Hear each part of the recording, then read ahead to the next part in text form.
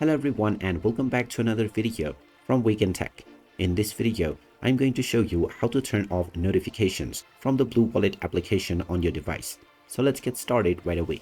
First of all, open up the Blue Wallet application on your device and log into your account if you haven't done so already.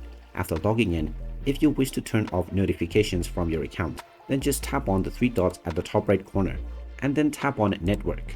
From the Network menu, go ahead and tap on Notifications, and you will now see the notifications option that is turned on. You can tap on this toggle button and turn it off, and you can also go into your system settings in order to turn it off from there. Tap on the system settings menu from this page, and this will now take you into the app settings page for Blue Wallet. You can see the allow notifications option is turned on, so just tap on this toggle once again, and this will now disable notifications from the Blue Wallet application on your device. And you can turn it back on once again if you wish by following the same steps in the future. And there you have it. That is how easy it is to turn off notifications on the Blue Wallet app. If you find this video helpful, make sure you hit that like button and subscribe to our channel if you haven't done so already. Also ring that notification bell to never miss another update from us. Thank you for watching, and I will see you again in the next video.